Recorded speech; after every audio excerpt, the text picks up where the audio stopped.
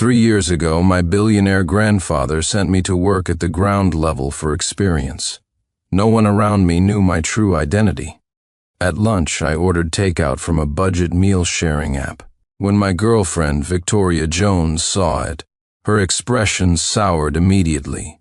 "Sincere Smith, I can't believe you're this kind of person." A colleague, Ethan Williams, whose family got rich from a demolition payout, sauntered over with a smirk. "If you can't afford a decent meal, just say so. We could all chip in a bite so you don't starve. Look at this stuff. What if the stink makes us all sick?" I was unfazed. "It's just lunch. Not everyone is as picky as you. Victoria, I'll take you out for a nice dinner tonight." Victoria looked disgusted. "Forget it.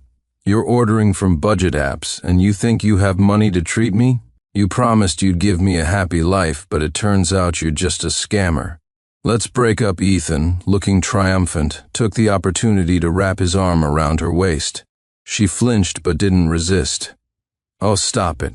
What are we eating later?" "Whatever you want, baby." After they left, my colleagues started whispering. "The pay in our department isn't bad, and he's a team leader. How did he end up like this? Maybe he picked up a bad habit like gambling? We should probably keep our distance from him from now on." 1. After work, I cornered Victoria at the parking garage exit. "Victoria, please don't be rash. We've been together for 2 years. Didn't you always want to come home with me to meet my parents? I promise we'll go tomorrow. Sincere Smith, I only agreed to be your girlfriend because I thought you were honest and motivated. Look at yourself now. Are you worthy of me? Meet your parents? I bet your mom and dad are even bigger paupers than you are. Victoria, am I not motivated? In just over 2 years, I earned the team leader position on my own merit. My grandfather says a man has to be a man of his word, not try to reach the sky in a single leap." A brand new Mercedes S-Class pulled up, its xenon headlights blinding me. Ethan Williams got out of the car. "Team leader? Big deal. You're still just a wage slave. What kind of future can you offer Victoria on that salary?" I frowned. "You're a wage slave too, and you're my subordinate." He laughed smugly. "You're right. But my parents are rich. My family got $50 million from a demolition payout. In other words, you work to eat. I work for fun. Don't think money makes you better than everyone." Right in front of me, Victoria wrapped her arms around Ethan and gave him a passionate kiss. "Sincere Smith, I want to see the sunrise in the Maldives, swim in Bali, and see the snow in Canada. Can you give me that?" "Without money, it's all just empty talk. Am I supposed to share budget meals with you and dream on?" I closed my eyes and tilted my head back, utterly disappointed in her. Although my grandfather arranged for me to train at the bottom, he firmly believes that marriage should be between social equals and had already arranged a match for me. But I believed love should be a choice. I met Victoria at the company and thought she was different. Was I really fated to be trapped in an arranged marriage? I trembled. "Victoria, I'll give you one last chance. Come home with me tomorrow, have dinner with my parents, and pay respects to my grandfather. If you do, I'll forgive everything that happened today." The two of them burst out laughing. "You're giving me a chance? Ha ha. Sincere, have you lost your mind? Why on earth would I go meet your pauper parents? And that grandfather of yours, you're always quoting his old-fashioned nonsense. It's disgusting. I have no interest in meeting that old fossil. Victoria, don't waste your breath on him. Let's go eat. I'll take you clubbing later." They got in the car, and Ethan deliberately rolled down the window to grope Victoria's thigh right in front of me, shooting me a provocative glare. "Go cry to your grandpa, goody two-shoes. This world isn't for you." The next morning, I was assigning work as usual, but the colleagues were all sluggish. Ethan and Victoria showed up a full hour late, a reek of alcohol wafting in as they opened the door. "You're late. According to company policy, you'll lose your attendance bonus." Ethan propped his feet up on his desk. "Deduct it. I don't care." Victoria frowned. "Are you kidding me? It's the end of the month, and you're docking my bonus. Can you not use your position for personal revenge?" "Personal revenge? These are the company rules. Being 10 minutes late warrants this, and you two were a full hour late. Knowing she couldn't win the argument, Victoria muttered under her breath. What a wretch. He gets dumped and takes it out on us like this. He's just a team leader, acting like he's some big shot. Ethan chimed in, Don't be angry, Victoria. How much is the attendance bonus? $2,000? I'll give you $10,000. It's no big deal. Victoria's face lit up instantly. I knew you were the best, Big E. Ethan pinched her backside. My little baby, I'd give my life to make you happy. What's money? We have plenty of it at home. The two then started making out. I slammed my hand on the table. This is working hours. Please conduct yourselves professionally. Ethan looked annoyed. I handed them their work assignments. Without even looking at it, Ethan threw the paper on the floor and spat on it. I watched him with cold eyes. What's your problem? You don't want to work here anymore? He grinned.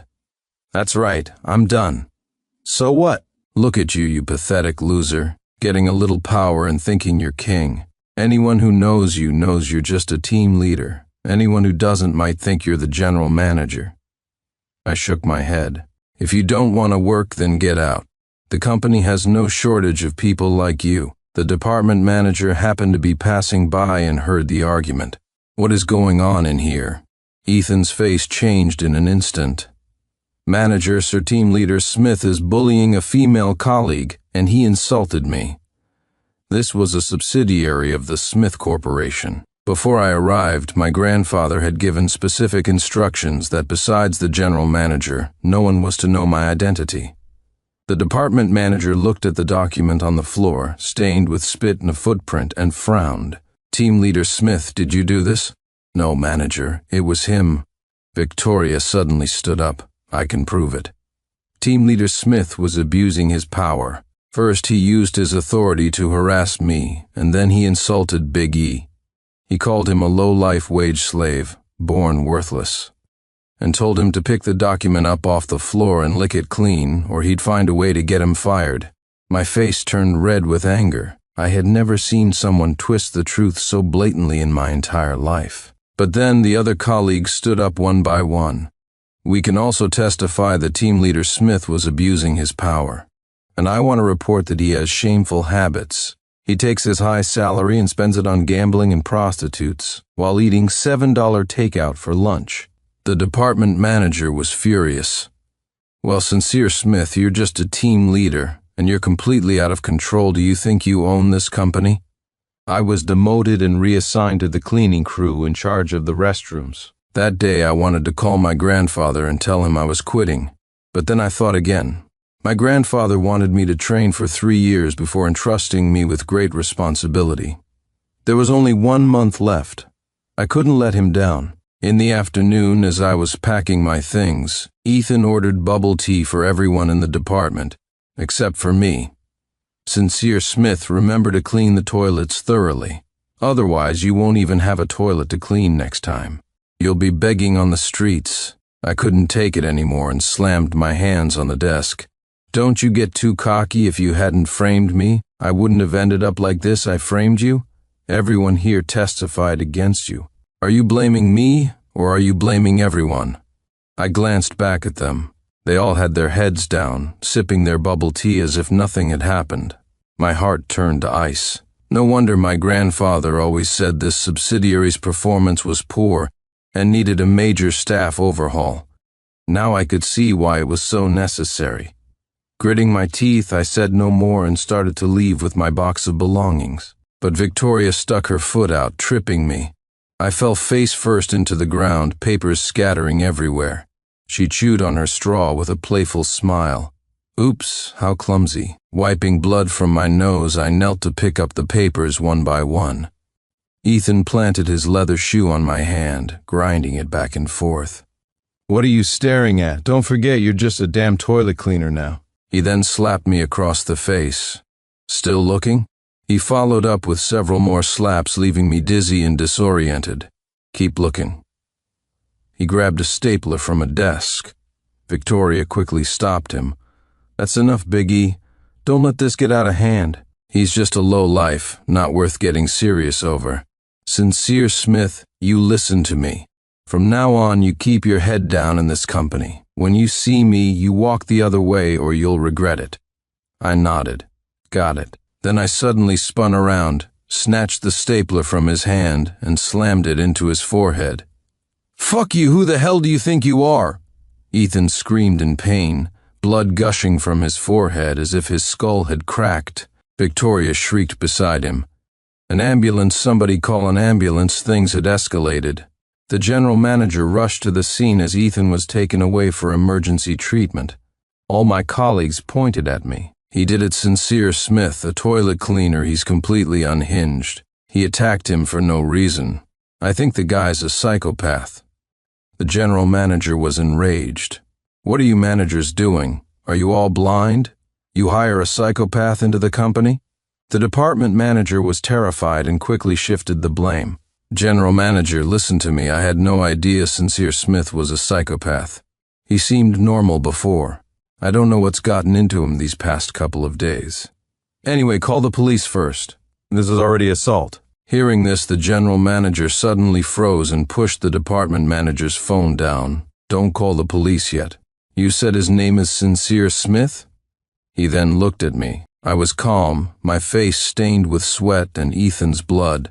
The moment our eyes met, the general manager's body trembled. "It really is. 3 years ago, on my 19th birthday, my grandfather celebrated it for me at the Grand Sovereign Hall, and this general manager and I had met once. He had received instructions from the top brass long ago. Someone from headquarters was being sent down for training. He was not to investigate who it was, and certainly not to make it public. He immediately warned everyone that this was an internal company matter. No one was to call the police, or they would be fired on the spot. Then he called me into his office and poured me a cup of tea. "Little master, you've been wronged. This is my failure. It's not your fault. This was my grandfather's wish. By the way, I only have 1 month left to complete my trial. Don't say a word about this. I don't want any special privileges." He shook his head repeatedly. "But I can't let you clean toilets if the chairman finds out. I won't be able to explain myself." "What's wrong with cleaning toilets?" "Don't worry, I'm doing this voluntarily. You just do your job and stay out of the rest." In the end, the police were not involved. The colleagues all assumed the general manager was trying to protect the company's reputation and didn't think much of it.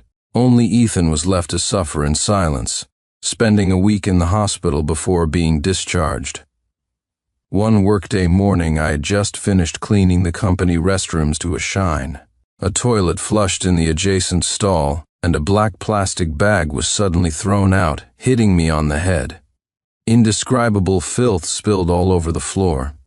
Ethan walked out smugly, a bandage still wrapped around his head. He pinched his nose and sneered. "Wow, what do we have here? I didn't know you had such an acquired taste. Not only do you clean toilets, but you also take some to go. For old time's sake, I won't report you for stealing company property." Caught completely off guard, I fell to the ground and couldn't help but vomit. Ethan walked to the doorway and shouted, "Everyone, come and see Sincere Smith is in the bathroom eating shit and he's really enjoying it." I turned on the hose and desperately washed myself. Outside the door, a crowd of people pinched their noses, looking on with a mixture of disgust and amusement, laughing heartlessly. "Oh my God, I can't believe he's really into that kind of stuff." The comments were all sarcastic and cruel. I huddled in a corner, trying my best to hide my humiliated face from them. Ethan took the hose, turned the water pressure to maximum, and began spraying me under the guise of helping me clean up. The high-pressure water felt like it was tearing the skin off my back, a searing pain shooting through me. As he sprayed me, he pulled at my clothes. "Don't hide. Show us your face. Weren't you so tough? You dared to fight me. How come you're cowering like a dog now? Have you had enough to eat? If not, I've got plenty more for you." I gritted my teeth, my fists clenched so tight they could have drawn blood. Forcing myself to my feet, I fought against the high-pressure water and lunged at Ethan. In that moment, I wanted to kill him. I pinned him to the ground and punched him in the face again and again. "You think you're so tough? What else can you do besides these cheap tricks?" Ethan was defenseless. I grabbed the still warm black plastic bag and shoved it into his mouth, ramming it deep into his throat so he couldn't even spit it out. Just then, I felt a sharp blow to the back of my head, and the world started spinning. Let him go. It was Victoria, holding a mop, her face filled with terror. Ethan scrambled up, retching, his eyes bloodshot. He snatched the mop handle and began beating me relentlessly as I lay on the ground. Those colleagues were all cold-blooded sycophants. Enjoying the drama, they cheered Ethan on. Kill that son of a bitch harder. The solid wood handle struck my vital areas. I had completely lost the ability to fight back and could only curl up, desperately protecting my head. Then, a few of the cleaning ladies rushed in and pulled Ethan away. Stop hitting him, you're going to kill someone. They immediately called for an ambulance. In the end, I failed to complete my trial. I lay in a coma in the hospital for 5 days and 5 nights. My mother stayed by my bedside, never leaving. Her tears all cried out. She scolded my father until he couldn't even lift his head. This is all your fault. Insisting our son go through this trial, I almost had to bury my own child. My father stood numbly at the door, his head tilted back, fighting to keep his tears from falling. His voice trembled as he said, "Secretary Wang, in 12 hours, I want all the information on that person." At midnight, indescribable sounds echoed from the company restroom. "Baby, one more time." Victoria wiped the sweat from her forehead and pushed her hair back. Ethan was breathing heavily. "What's wrong, baby? Something on your mind?" "Big E, it's about Sincere Smith. I'm a little worried." "You don't think he'll die, do you? Or end up in a vegetative state?" Ethan let out a cold laugh and lit a cigarette. "So what if he does? You think I'm scared? With a family like his, even if he dies in the hospital, what kind of trouble can his pauper parents stir up? My dad will hire the best lawyers, and our colleagues are all willing to testify that he attacked me first. It was self-defense. The worst that can happen is we pay them off. $2 million? His worthless life is only worth that much anyway." Victoria finally relaxed and started to laugh with him. "You really are the best, Big E. So capable." "Of course, ha-ha. One more time, baby?" Just then, a knock came from outside the restroom door. Ethan sounded extremely annoyed. Who the hell is it? The person kicked the main door open and then broke the lock on their stall.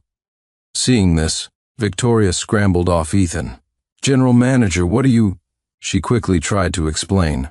"General Manager, it's not what you think. Big E and I are in a proper relationship. We just got carried away." The general manager clearly had no interest in their sordid affair. His expression was grim, as if he wanted to eat someone alive. He said coldly, "Ethan Williams, you've really screwed me over this time." Ethan knew that his family's demolition money was nothing in the eyes of the general manager. He quickly adopted a subservient posture. "General Manager, this is about Sincere Smith, isn't it? I honestly didn't mean to hit him that hard, but he was being unreasonable, and I had no choice. It was self-defense.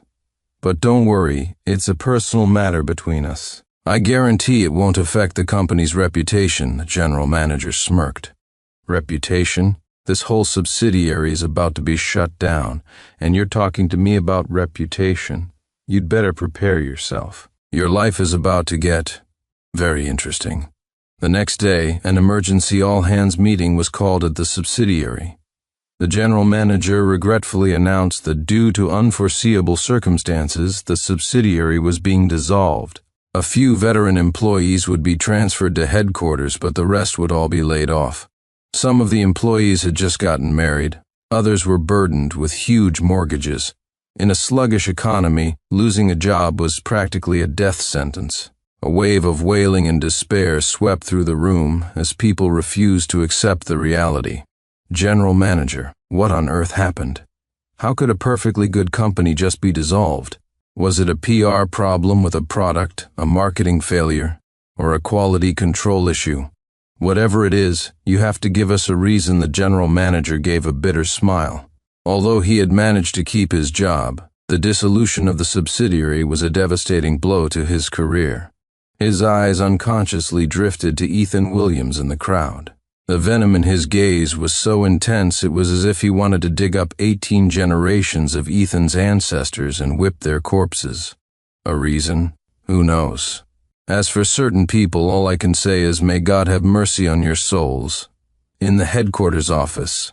Chairman, we have the information on the man. What are your orders? The hospital says Sincere is out of danger. That bastard hurt my son so badly. Letting him off with a quick end would be too merciful. Don't do anything for now. We'll make arrangements after Sincere is discharged.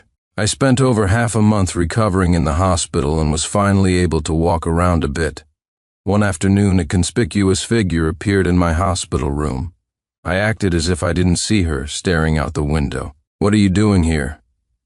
Victoria presented a bouquet of flowers and walked to my bedside. Sincere, I want to apologize for what happened. We were together for a while after all, and I never wanted to see it end like this. Did you know the company is gone? I lost my job. Is that so? I'm truly sorry to hear that. She lowered her voice. I don't know why it happened, but I have a feeling it has something to do with you. She handed me an envelope. It's not much, $5,000, but it's a token of my goodwill. I hope you'll stop causing trouble. I frowned. I'm causing trouble, aren't you?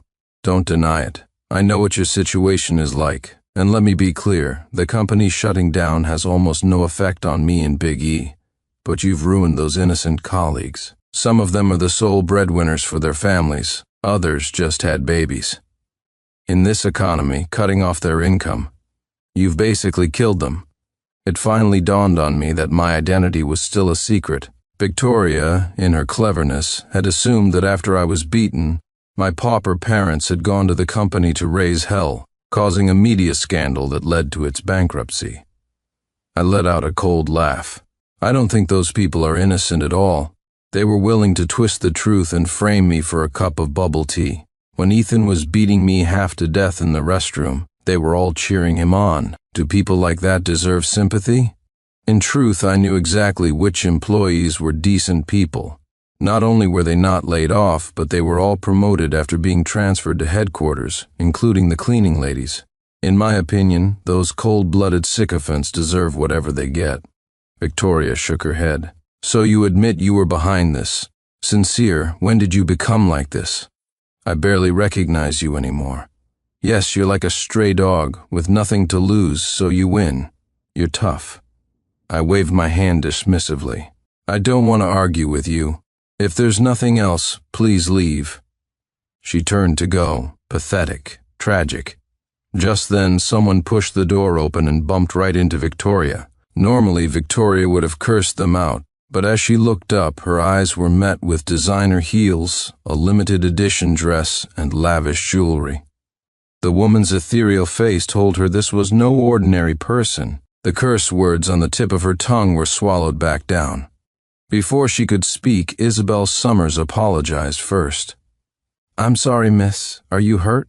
The eldest daughter of the Summers family, just back from abroad. This was class. Victoria felt an overwhelming sense of being looked down upon and just shook her head numbly. While she stood there confused, Isabel had already come to my side, carefully helping me. Sincere, the doctor said you need to rest more. Why are you so disobedient, getting out of bed again? What if your wounds reopen? By the way, is this lady your friend? I nodded. I suppose so. Isabel warmly shook her hand. Hello, my name is Isabel Summers. I'm Sincere's fiancée. Victoria froze. A feeling she had never experienced before, a sour pang, shot through her heart. Fiancée? Yes. Didn't Sincere tell you? We were actually engaged when we were 16, but due to some circumstances, we've only just made it official. We're getting married next month. That night, Victoria sent me a voice message. Sincere Smith, you're a huge liar. You had a fiancé this whole time, but you told me you were single. You were just playing with my feelings. I laughed. I never lied to you. As Isabel said, we only recently made our relationship official. To be honest, she took care of me by my bedside for so long, and I was genuinely moved. I should really thank you for showing me what true love is and who is worthy of my trust. At this point, Victoria still didn't know my true identity. But everything that had happened recently, the profitable company suddenly dissolving, a wealthy heiress caring for me tirelessly in the hospital had made her suspect something, though she couldn't be entirely sure. Her voice began to tremble.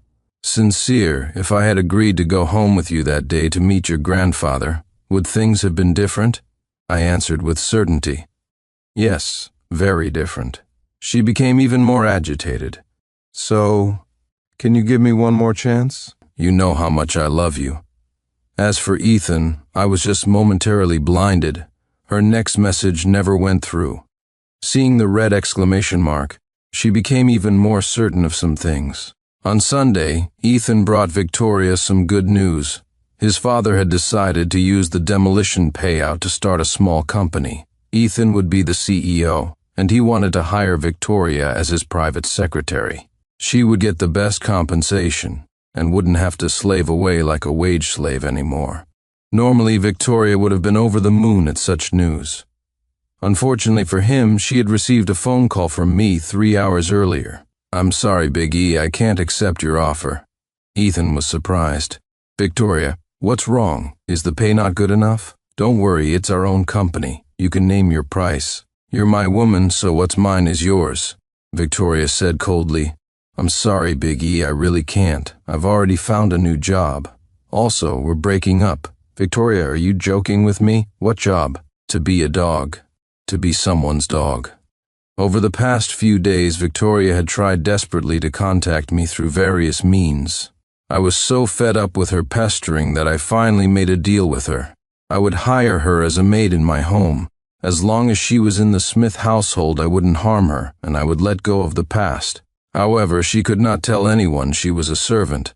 Instead, she had to say she was the Smith family's dog, and she was forbidden from revealing why she had agreed to be a dog. The answer was too absurd, but Victoria's tone was dead serious. Ethan knew she meant it and didn't press further. "Whose dog?" "Sincere Smith's." The next day, when Isabel happened to be away, Ethan stormed into my hospital room, furious. "Sincere Smith? What kind of games are you playing with me? Did you brainwash Victoria?" I just smirked, not dignifying him with a response. He grew even angrier. A nurse rushed over to hold him back. "Sir, this is a hospital, please don't cause trouble." Ethan, who was used to throwing his weight around, slapped her across the face. The nurse's lips split, and she began to cry silently. Ethan threw a wad of cash in her face. "You bitch, if you're going to cry, get the hell out of here. You want to lose your job?" Victoria suddenly rushed into the room with flowers. Seeing Ethan grabbing my collar, she nearly jumped out of her skin. "What are you doing?" "Let him go." Ethan grabbed her hand. "Victoria, tell me what's going on. Is he threatening you? Don't be afraid. I'm here. No one can hurt you." She gritted her teeth. "No one is forcing me. I'm willing to be Sincere's dog. Or stop making a scene here." Ethan completely lost control. "You're lying. Sincere Smith is just a pauper, a low life. You must have been brainwashed by him. You son of a bitch, how dare you touch my woman?" He lunged at me, but in the next second, a spray of blood flew through the air. Victoria stood trembling, holding a pair of scissors. "Big E, don't force me." I pushed Ethan away and punched him in the face. He broke out in a cold sweat, clutching the wound on his side. He looked back at Victoria with utter disappointment. Victoria, however, immediately rushed to my side to help me up. "Woof woof, Sincere, are you okay? I'll call the police right now." Ethan laughed hysterically and shook his head. "Ha ha ha, Sincere Smith, you've really got something." He gave me a thumbs up as he backed away. "We'll see about this." Ethan had become completely obsessed. He was convinced I had brainwashed Victoria. He started spending a fortune hiring masters to try and win Victoria back first, before getting his revenge on me. I was discharged from the hospital. My father prepared a banquet and publicly apologized to me. Even my grandfather, who had already retired, said his previous arrangement was inappropriate. I shook my head. "No, it's not your fault. This trial was incredibly meaningful for me. I believe I can withstand any storm that comes my way in the future," Secretary Wang said to my father, Chairman. "Now that the young master has recovered, Perhaps we can deal with that fellow." He made a throat-slitting gesture. My father nodded in silent agreement, but I shook my head. "No, the Smith family runs a legitimate business. I don't want you to do something like that for my sake. I have a better idea." That night, Victoria brought a basin of hot water to wash my feet. "Sincere, is the temperature okay?" I lit a cigarette. "I hear Ethan is throwing a birthday banquet next week. Did he invite you? Don't worry. I've completely cut ties with him." "No, you have to go. I heard he arranged that banquet specifically for you. He's hired a master to perform a ritual for you." "Sincere, that man has gone insane," I grinned. "But I need you to play along with his insanity. After the ritual is over, I want you to return to normal." Victoria looked terrified. "Sincere, why?" I smiled.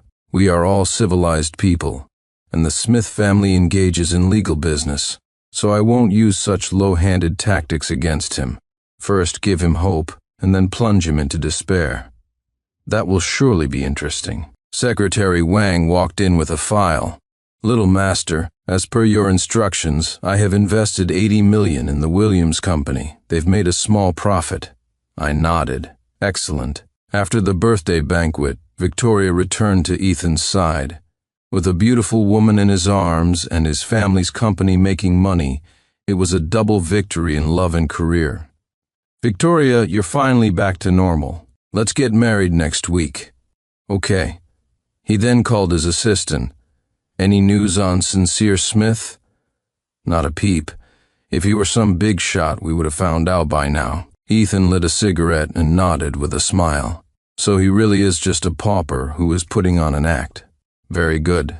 Next week, Victoria and I are getting married. Send him an invitation." On the day of the wedding, I wore a simple suit to offer my congratulations. When Ethan saw me, the animosity was gone from his face. He knew that now, with both wealth and the woman, he could afford to treat a complete loser with a more magnanimous approach. Destroying a man's spirit is the cruelest form of murder. "Sincere, you're here, don't be a stranger, come on in." I smiled in response. "Ethan, congratulations on your wedding, thanks. Sincere, we're all adults now. Let's let bygones be bygones. We'll have a few drinks later, sounds good." The ceremony began. Ethan, beaming with confidence, walked his bride onto the stage in a white tuxedo. To have achieved what I have today, I must first thank my parents, who have always supported me. Then, I want to thank my love, Victoria, for letting me experience the beauty of love. Additionally, I want to thank a special guest, Mr. Sincere Smith. Let's give him a round of applause. Pushed onto the stage by the applause, Ethan grabbed my hand. A malicious smile spread across his face. "Sincere, thank you for bringing Victoria to me. Thank you for getting our old company shut down and making me lose my job, which gave me the resolve to start my own company, make a fortune, and achieve what I have today." I was unfazed by his taunts and responded with a smile. "You're welcome." Victoria was already avoiding my gaze, but Ethan, completely oblivious, continued his triumphant speech. "By the way, are you still ordering from those budget meal apps?" "Occasionally." "Haha, we're brothers. If you can't afford to eat in the future, just come to me. You're my lucky star, how could I let you starve? By the way, you're probably unemployed now, right? How about coming to work at my company? Though with your skills, an office job might be a stretch. Toilet cleaner? I think the position is filled. How about you come be my mascot? Just stand at the company entrance every day. I'll pay you $5,000 a month. How about it?" I laughed along with him. "Sure. But before that, I have something to confess to you, about the bride." With that, I took Victoria's hand. Ethan was instantly enraged. "What are you doing?" Victoria not only didn't resist, but used the momentum to kneel before me on one knee. Woof, woof. The guests below the stage were stunned. Veins bulged on Ethan's forehead. "Victoria, what are you doing?" She kept her head down, not responding. Woof, woof. Ethan couldn't take it anymore. "You bitch, are you trying to humiliate me on purpose?" "No, it's you. You've put some spell on her again, master." "Where the hell is the master?" The master emerged from the crowd, smiling. Mr. Williams, do you really believe in something like brainwashing in this world?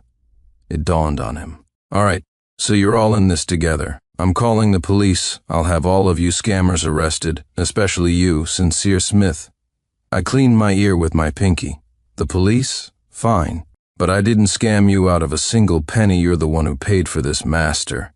As for Victoria, she's been my family's servant for a while now. Who can you blame for misplacing your trust? He gave me a thumbs up, then pulled out his phone to call for backup. In his mind, even if the wedding was off, he still had his profitable company. With money, he could find any woman he wanted. A bitch like Victoria wasn't worth it. But the call didn't go through. Below the stage, his father had just received news and looked utterly devastated. Son, our company, it's bankrupt. Ethan was stunned. He turned to look at me. I gave a slight nod, confirming it was my doing. He collapsed to his knees. Sincere Smith, who in God's name are you? Our social circles didn't overlap, but someone in the crowd recognized me. I think that's the young master of the Smith Corporation. Ethan's eyes widened. The Smith Corporation? Impossible, absolutely impossible. He's just a poor wage slave who eats $7 takeout. How could he possibly be the young master of the Smiths? The master stepped forward and presented a business card. Look closely. I am the secretary to the chairman of the Smith Corporation, and this is our young master, Sincere Smith. You blind fool, a trashy nouveau riche from a demolition payout. And you dared to cause trouble for the young master at the subsidiary. Ethan still refused to believe it and looked at Victoria. She said coldly, Big E, have you ever wondered why a profitable subsidiary would suddenly shut down? Secretary Wang added, You nearly ended the Smith family line. With the chairman's temper, it's a miracle you're still alive today. Given Ethan's lifelong arrogance, if I were merely the son of some ordinary wealthy family, he would have fought me to the bitter end. But the Smith Corporation, he knew, even in his next life, he couldn't touch them. He immediately crumbled, crawling to my feet. Young Master Smith, I was blind and didn't recognize your greatness. Please forgive my ignorance. Hit me. Do to me what I did to you. I won't complain. No, do it twice as hard. He grabbed my hand and tried to make me slap him, knowing that if I beat him now and vented my anger, he might still have a chance to survive. But if I didn't lay a hand on him, the consequences would be severe. I grabbed his wrist and instead of hitting him, I treated him with courtesy. No need to get so worked up. It's your big day after all. What would people think? I straightened his messy suit. His body was trembling. Young Master Smith, please spare me. Drip, drip. A puddle of some unknown liquid formed on the floor. Someone shouted. He pissed himself. The guy was so scared he pissed his pants at the same time. A middle-aged couple rushed forward and started punching and kicking Ethan. It was his parents. Young Master Smith, this degenerate son of ours offended you, but those were his actions alone. It has nothing to do with us. I smiled. But as the old saying goes, the father is to blame for the son's misdeeds. You bear some responsibility for how he turned out. No, I'm not his father. I'll disown him tomorrow. I have nothing to do with him. His mother showed an equally strong will to survive. That's right, we never gave birth to such a monster. I'm cutting ties with him too. I smiled, turned around and said no more. Ethan knew exactly what he had done to me. If our roles were reversed, he would have killed me without hesitation. He lived in constant fear, sleeping with one eye open, but in reality I had no intention of retaliating further. The scene at the wedding hall was the entirety of my plan. In the end, the pressure was too much for him to bear, and he chose to end his life by jumping off a building. The day after I received news of Ethan's death, I fired Victoria. She was terrified, fully aware of the pain her betrayal had caused me. She thought I would use the same methods to destroy her. I handed her a bank card. There's $10 million in here. Consider it your salary for this period. Tears streamed down her face. Sincere, I wronged you. I can't take your money. I don't deserve it. I said coldly, this money isn't a gift. I have one last task for you. Take this money, go abroad, or find a place to live under a new name. I don't want to see you ever again for the rest of my life. Remember, do not ever appear before me again, or don't blame me for what happens. Sincere. That's enough. You can go now. A month later, Isabel Summers and I were married. Soon after, I took over the Smith Corporation from my father. Those 3 years of trial taught me a great deal and showed me the true nature of many things. I believe those experiences will be of great help to me for the rest of my life. I think my girlfriend might have been reborn. It's as if she realized I don't like her and am just toying with her emotions. And she started being exceptionally nice to my cheerful, sunny puppy dog-like younger brother. Later, I saw her, under the influence of alcohol, kiss the corner of his mouth. I'm sorry I mistook you for someone else back then. I was so foolish in my past life, deceived by him. This life, let me spend my entire life making it up to you, okay? 1. This was the 7th time Crystal Fisher had stood me up recently. Standing outside the women's dormitory, enduring a torrential downpour that my umbrella couldn't fully shield me from, I called her. After 3 busy signals, Crystal Fisher finally answered. Sorry, I forgot there was a banquet tonight. Hearing her nonchalant voice, I clenched my phone, yet my tone remained gentle. Where are you? There was a moment of silence on the other end before she hung up. I sneered, quickened my pace, turned, and slipped into my luxury car. I sent a message to the manager of the bar she frequented. Sure enough, Crystal Fisher was there with Ethan Blackwood, partying with a group of their usual cronies. In the video the manager sent, the two of them were playing a push-up game as part of Truth or Dare. Crystal Fisher lay on the spacious sofa in the private room, letting Ethan Blackwood do push-ups over her. I floored the accelerator, and after reaching the bar, I pushed open the door and walked in. The atmosphere seemed to have reached its peak, with everyone catcalling for them to kiss. Seeing me enter, they all froze awkwardly on the spot. Regardless of how others saw me, the sucker, I only looked at Crystal Fisher and extended my hand to her. Come with me. Crystal Fisher frowned, her gaze softening slightly upon noticing the dampness on my suit. Isn't it just a banquet? What's the big deal? She grumbled as she walked towards me, but Ethan Blackwood grabbed her hand. Crystal, you're leaving already? Crystal? What kind of way is that to address her? He should clearly call her sister-in-law, because Crystal Fisher is my fiancée from an angle Crystal Fisher couldn't see. Ethan Blackwood shot me a provocative smile, then looked up at her pitifully. That silly woman Crystal Fisher instantly fell for it, completely forgetting about me, her legitimate fiancé. I'll take you out on the yacht tomorrow, okay? After pacifying Ethan Blackwood, she finally looked at me, her eyes instantly growing cold. Let's go. Maintaining the smile on my face, I proactively offered her my arm and then opened the car door for her. Crystal Fisher's expression was cold. She was chatting with Ethan Blackwood on her phone, looking as if she couldn't be bothered with me. Yet, I eagerly presented her with jewelry from her favorite designer, along with a new haute couture dress. Watching her eyes sparkle because of my gifts, I tucked her slightly messy bangs behind her ear. Do you like it? Crystal Fisher replied stiffly. No, but I didn't care at all. Because I don't like it either. I don't like her. On the way back from the banquet, I had the chauffeur take Crystal Fisher home first, then seemingly casually reminded her. Tomorrow our families are meeting to discuss the engagement. I'll pick you up at noon. Crystal Fisher immediately frowned and cursed under her breath. With important business to attend to, her yacht trip with Ethan Blackwood was off. I pretended not to notice her resistance and, with an impeccable demeanor, reminded her of what to be mindful of for tomorrow. But Crystal Fisher kicked the back of the chauffeur's seat and ordered coldly, "Take me to the Porphyry Club. We're getting engaged tomorrow, yet my fiancé is going to fool around with my brother tonight." But I smiled and nodded at the chauffeur, signaling him to follow Crystal Fisher's instructions. Only because I didn't care about Crystal Fisher, but rather the power behind her. 2. Growing up, I was the model scion of a wealthy family, yet I wasn't as favored by my father as Ethan Blackwood, his illegitimate son. He and his mother, who had schemed her way from mistress to wife, were both adept at manipulative green tea tactics. After my mother's death, I had no choice but to latch on to the influential Fisher family. As long as this engagement contract existed, I could smoothly take control of the Blackwood family. Besides, it was better if she didn't like me.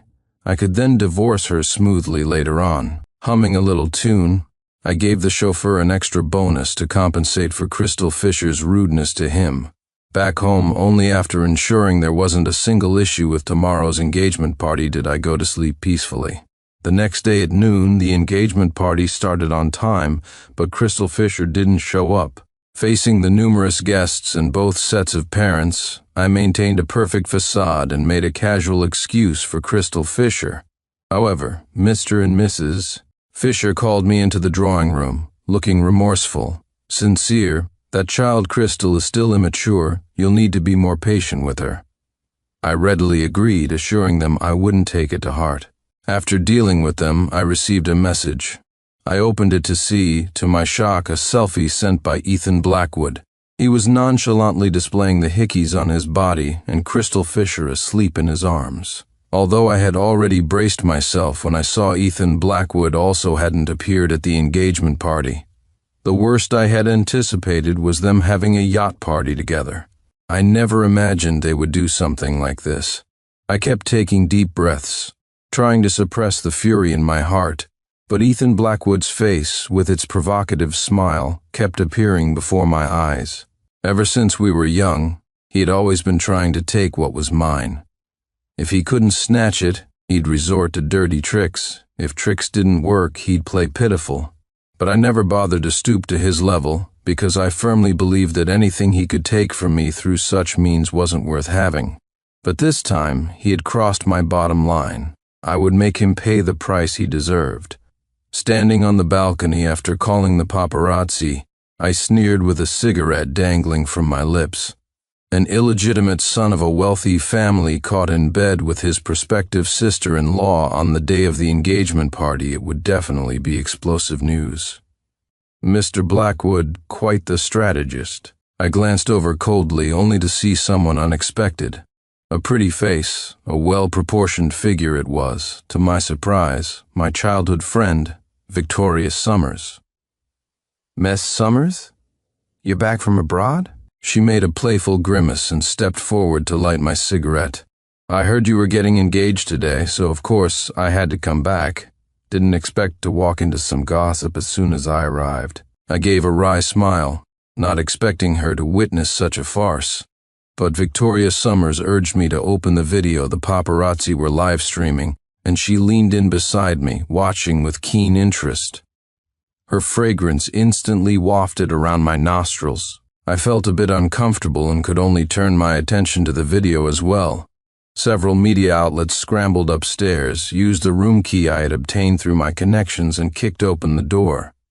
"Ah, what are you doing?" Get out under the incessant flashes of cameras. The two of them, panic-stricken, wrapped themselves in bedsheets, their disgraceful state completely exposed. I quickly covered Victoria Summers' eyes. Victoria Summers puffed her cheeks and pulled my hand away. Sincere, I'm not a child anymore, looking at her cute, pouting face. Just like when we were children, my anger completely dissipated. 3. Before long, many people knew about this. Although I hadn't let the paparazzi release it publicly yet, there were quite a few well-informed people. After this engagement party, which the hostess had missed, Ethan Blackwood started constantly calling his scheming mother. Because the paparazzi were demanding $15 million, Ethan Blackwood didn't have my capabilities. He couldn't even manage a branch office, so naturally, he didn't have much money on hand. Faced with this situation, to avoid ruining his image in our father's eyes, he and his mother had no choice but to sell off their real estate assets. Meanwhile, I went to Crystal Fisher and threw a stack of photos in her face. Crystal Fisher was initially pale, but seeing my cold expression, she became aggressive instead. "So what? I never liked you anyway. If you can't accept it, then let's break up." She was clearly the one in the wrong, yet she was so brazenly defiant. I clenched my fists, constantly reminding myself to endure. After a sigh, I spoke, outwardly calm. $20 million. I bought all the negatives. She was stunned, her expression changing several times. Finally, she lowered her head, her voice as faint as a mosquito's buzz. Thank you.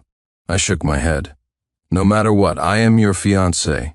Your presence at the wedding will be the best reward for me. Those fawning words almost made me bite my tongue, but the effect was remarkably good. Crystal Fisher looked up sharply, tears glistening in her eyes.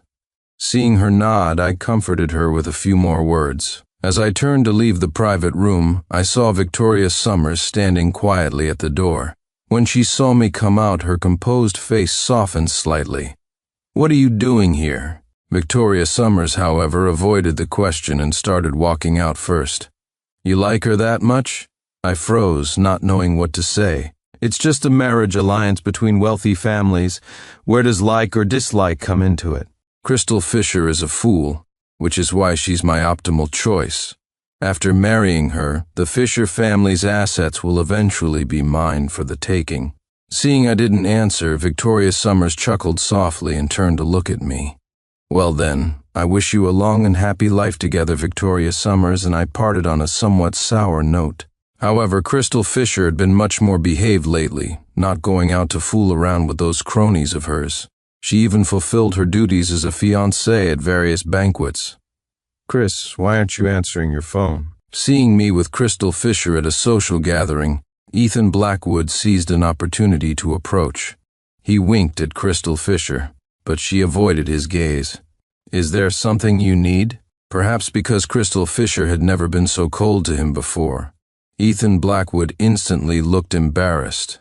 I originally thought he was quite thick-skinned, otherwise how could he still have the nerve to talk to Crystal Fisher after not even buying back the photos of them being caught? But it turned out he wasn't that shameless after all. Unexpectedly, he didn't give up and put on a pleading expression. "Chris, I want to talk to you. There must be some misunderstanding between us." As he spoke, he glanced at me. I sneered inwardly but pretended to be magnanimous and released her arm, which I had been holding. "If you need, I can step aside." But Crystal Fisher shook her head and pulled me away. I turned my head and gave the fuming Ethan Blackwood a provocative smile. 4. Of course, Ethan Blackwood and his scheming mother were still quite resourceful. When I went home for dinner on the weekend, Diana Jennings, the former mistress who was now the wife, seemingly casually brought up my marriage to Crystal Fisher. Crystal Fisher didn't come to the engagement party that day. I was on pins and needles for a while. Hearing her words, my father's hand, which was picking up food, paused, and he looked at me. "Sincere, is everything all right between you and Crystal Fisher?" I smiled, shook my head, and was about to say something to dispel his suspicion. But the next second, Ethan Blackwood left his seat and knelt on the floor. "Father, I've wronged you, and I've wronged Big Bro." Although my father didn't know what had happened, his first instinct was to pull him up. Diana Jennings also feigned surprise, covering her mouth and exclaiming, "What are you doing? We're all family. Even if you did something wrong, wouldn't your Big Bro forgive you?" Seeing this, how could I not know what act they were putting on? It's just a dramatic performance, isn't it? As if I couldn't do the same. Ethan Blackwood pretended to be scared and dared not say what happened, but I spoke calmly. "If you're talking about you and Crystal Fisher, I already know." Hearing this, all three of them were stunned, their expressions priceless. The sheer amount of information hit my father hard. He stumbled back a step and sat down on his chair. Diana Jennings reacted the fastest, directly kicking her son in the back of his knee with her sharp high heel. Ethan Blackwood had just gotten up when he stumbled and knelt on the ground again. Seeing his face suddenly turn deathly pale, I sneered inwardly. Now that looked more like a self-inflicted injury to gain sympathy. After a long silence, my father sighed deeply.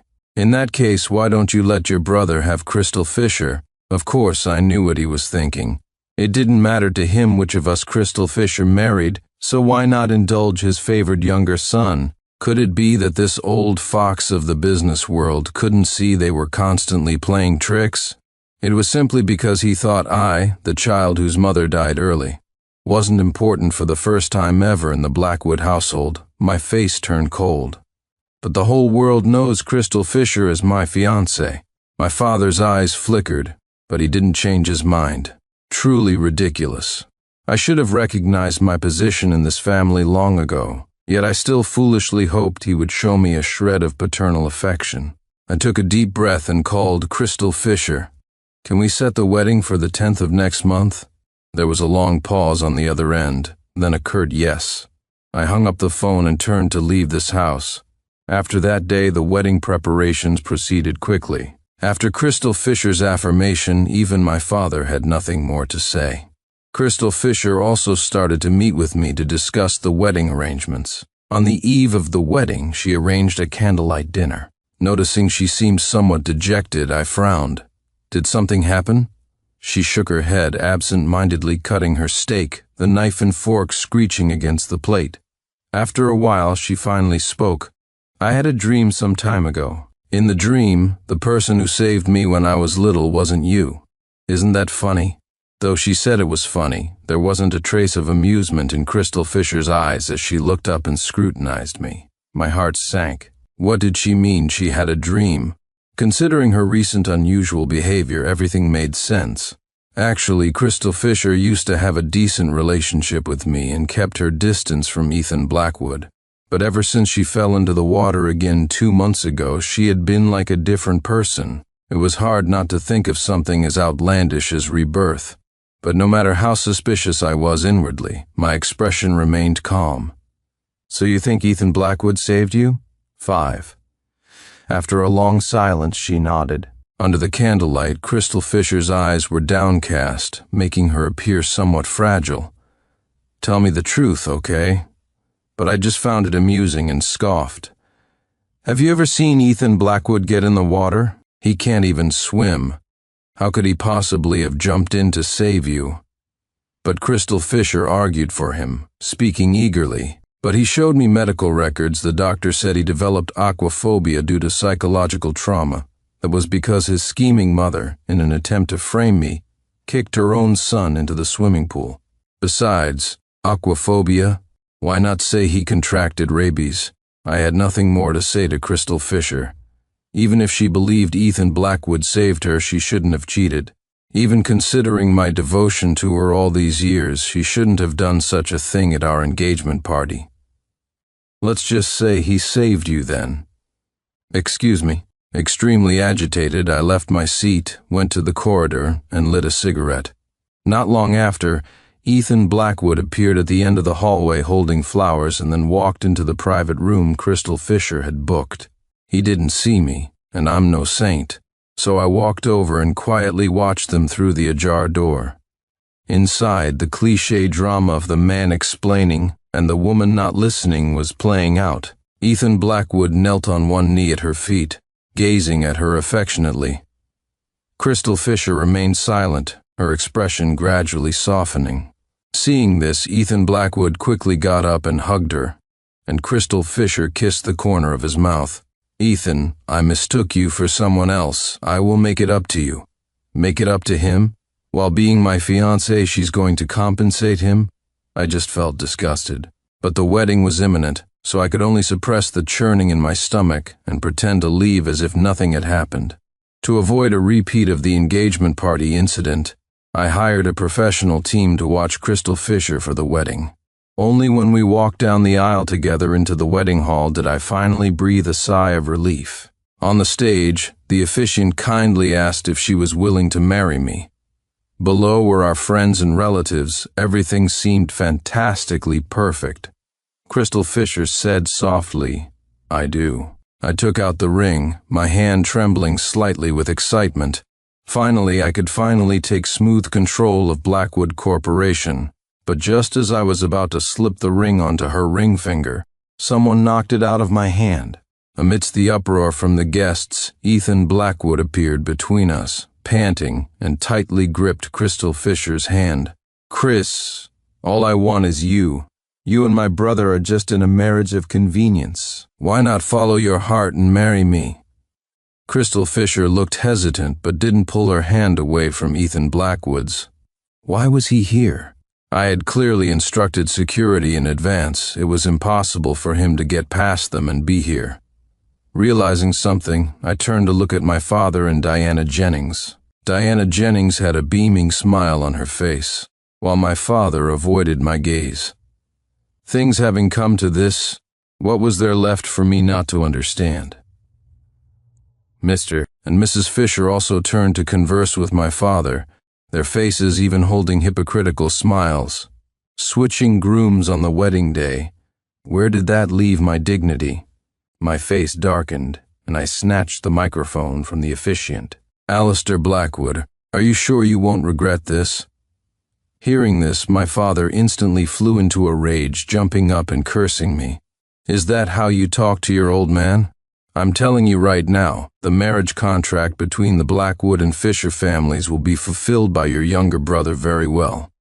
Did you think I didn't have a backup plan?" 6. I clapped my hands, and immediately bedroom photos of Ethan Blackwood and Crystal Fisher appeared on the large wedding screen.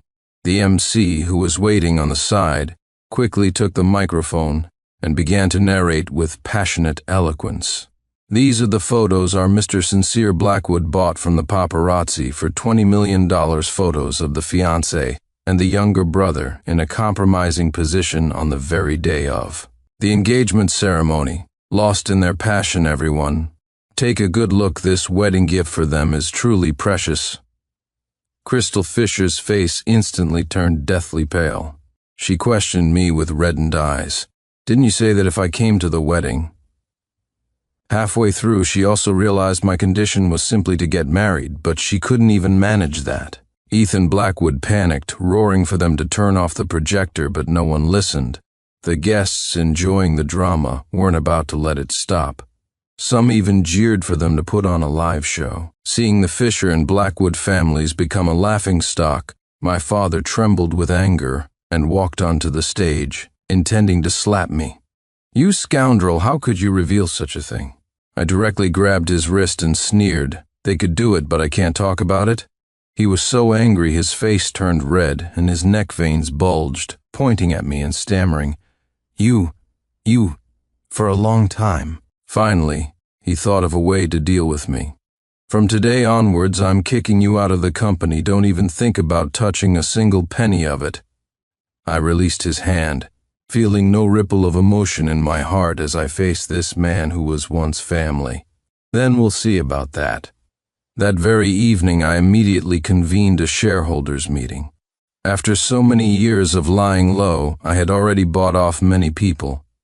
Plus, after getting married, I would receive the shares my mother left me, which was enough for me to control Blackwood Corporation. I had long been prepared for the possibility of not marrying Crystal Fisher. After the wedding fiasco, I went and registered my marriage with Victoria Summers. Fortunately, we had some childhood affection, and she was willing to help me through this difficult time. The next day, when Ethan Blackwood swaggered into the company, he was stopped by security. Immediately, he called over my father and Diana Jennings. My father came upstairs, furious, and slammed his palm on my desk.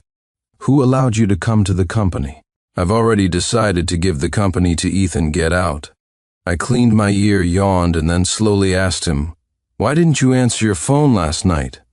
My father was stunned, his expression softening a bit. "You brat, begging won't do you any good. I've already decided." Did he think I was concerned about him? Truly amusing. If this former CEO had answered his phone last night, he would have known he'd already been dismissed. Diana Jennings still had that beaming look. Clearly, she had put in a lot of effort last night for Ethan Blackwood's CEO position, so wasn't it her time to be smug now? "Sincere, dear, don't talk to your father like that," I sneered, interrupting her. "Do you think I don't know what tricks you used back then? I don't mind putting your affairs on the big screen too, for the entire high society circle to admire." After saying that, without even looking at them, I had security escort them out. With my deliberate pushing, the recording of the wedding day circulated, and Ethan Blackwood and Crystal Fisher became quite infamous. Netizens even started boycotting Blackwood and Fisher products. But after I released the news that I had taken over Blackwood Corporation, its reputation soared, while Fisher stocks plummeted alarmingly.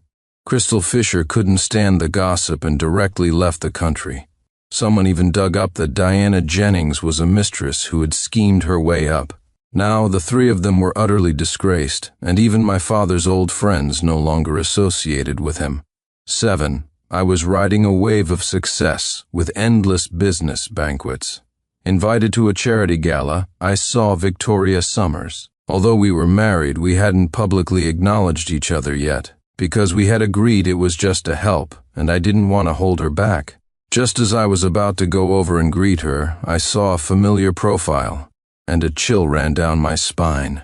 Victoria Summers was arm in arm with Ethan Blackwood, talking to him and laughing very happily. We were childhood sweethearts, she wouldn't betray me. Thinking this, I managed to steady my emotions and, using others as cover, moved towards them. However, Ethan Blackwood noticed me and turned to Victoria Summers with a pitiful expression. "Miss Vicky, you know I've been involved in that kind of scandal." But Victoria Summers didn't seem to care at all, tilting her head up and smiling at him. "You're still young. Unlike some people who are deep schemers, it's normal for you to be plotted against.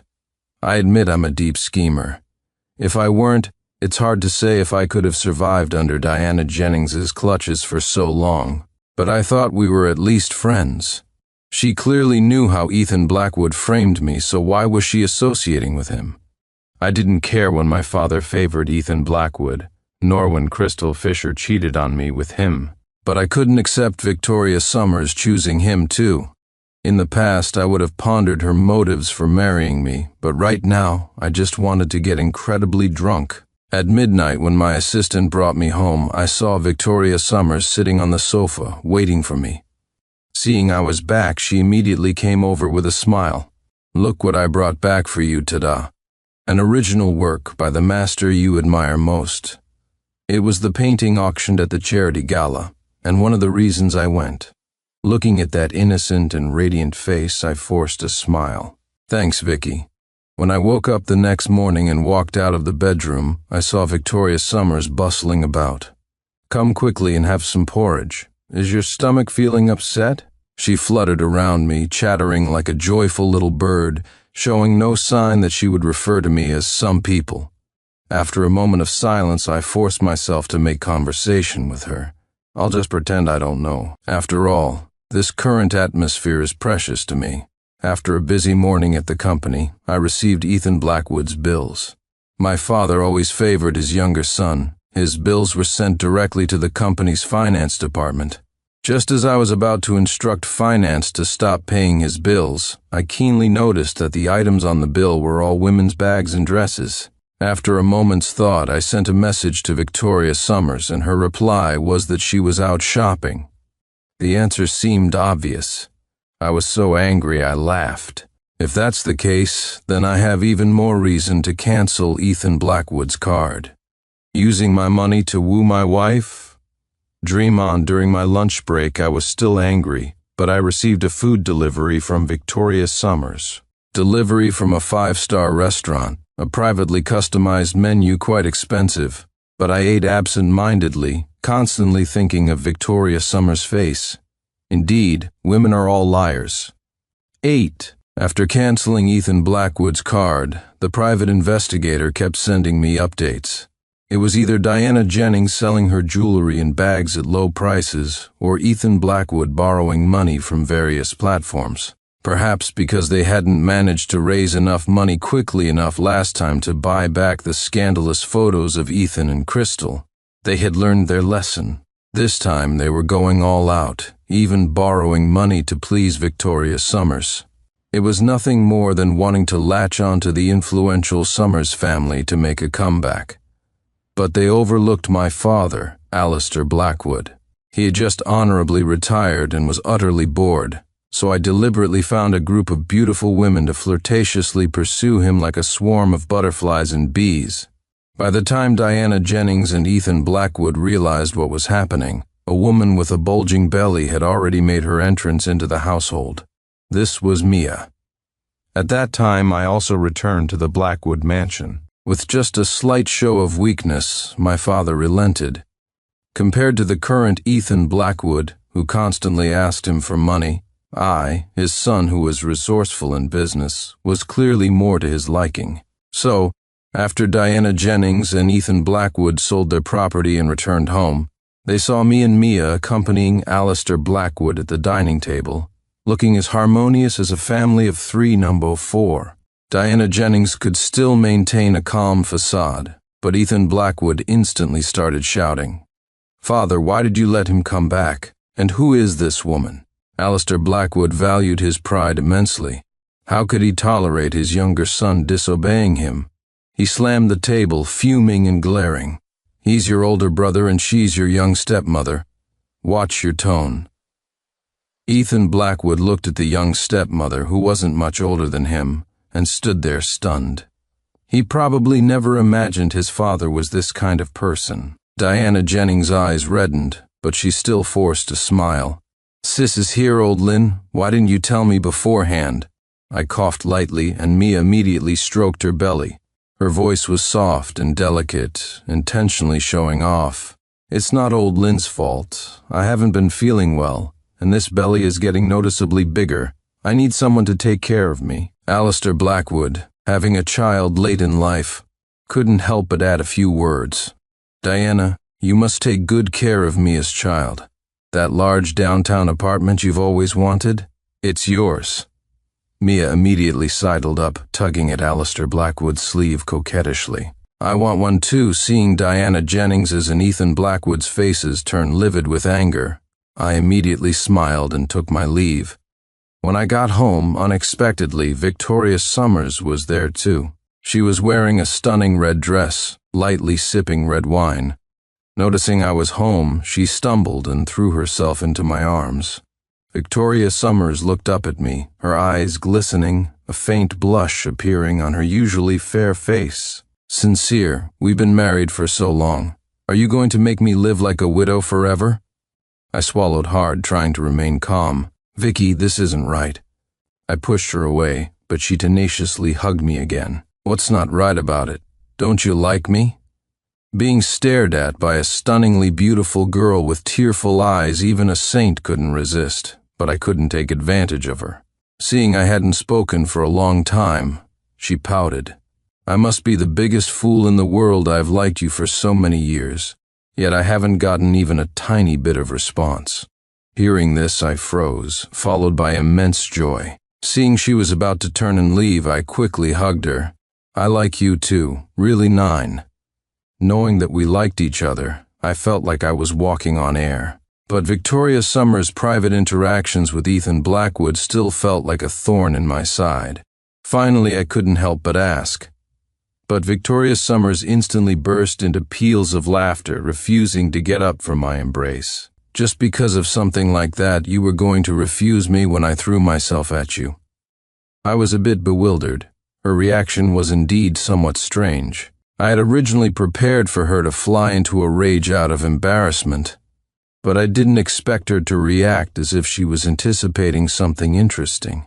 She snuggled lazily in my arms and called Ethan Blackwood. "My family wants to meet you." "Yes, book the best restaurant, bring the best gift. See you this afternoon." Listening to their conversation, my hands holding Victoria Summers couldn't help but tighten. After hanging up, she winked at me.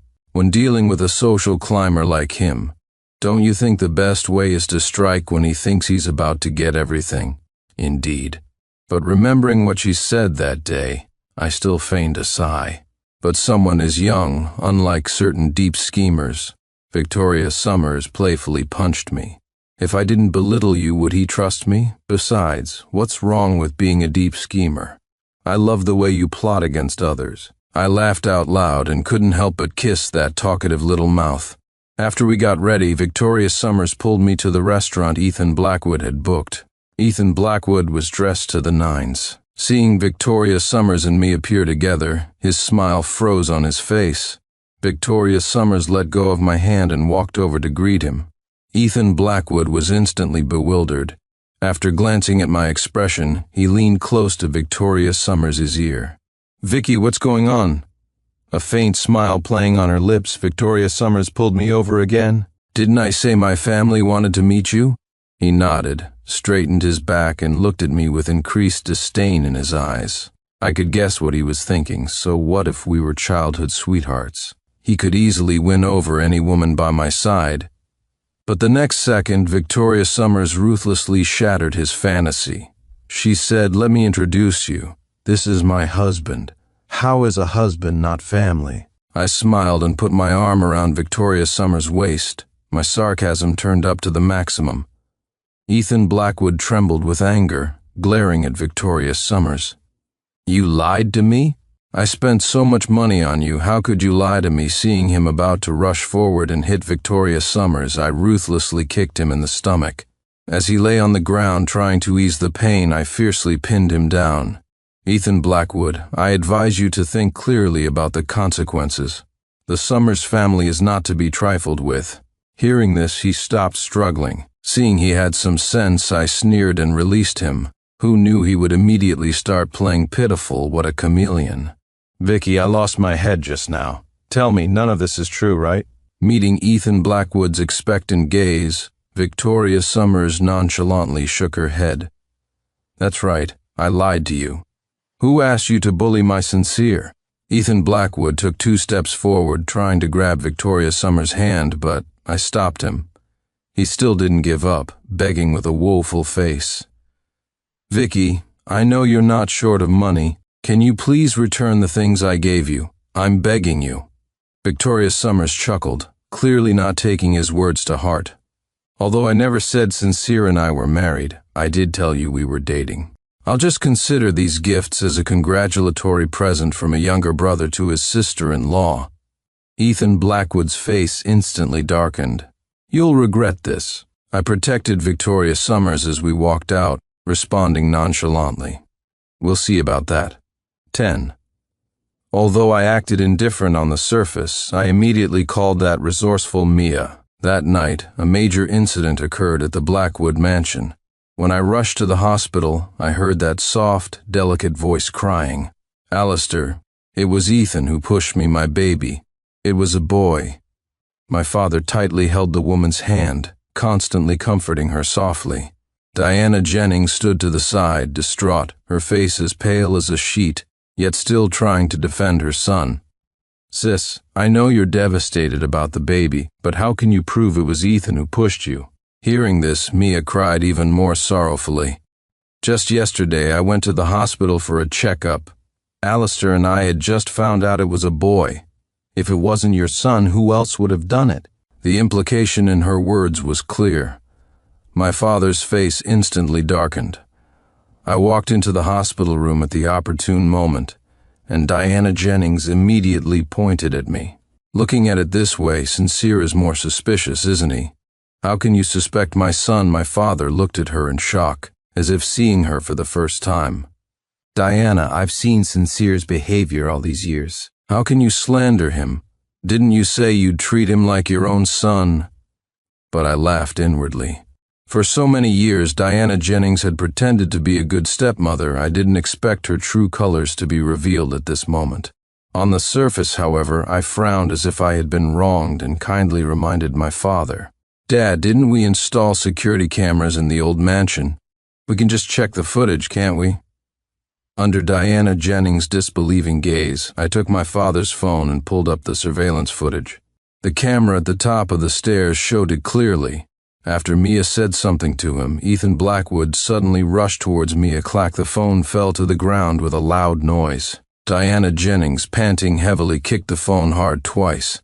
Smack this time, it was the sound of my father's palm hitting her face. My father was seething with rage, wishing he could slap her again. "You've disappointed me too much. Where's Ethan? Get him here." Diana Jennings' lips trembled a few times, unwilling to say. She probably wanted to wait until my father calmed down, but how could I let this opportunity slip? After I winked at Mia, she burst into loud sobs again. "Alistair, call the police. You have to make the person who harmed our child pay the price." Seeing my father frown, I quickly interjected, "We're all family. How can we call the police?" Diana Jennings's gloomy face suddenly lit up with hope. I raised an eyebrow and delivered the final blow. "Why not send him to a strict boarding school abroad for a while? Consider it penance for what happened to Mia's child."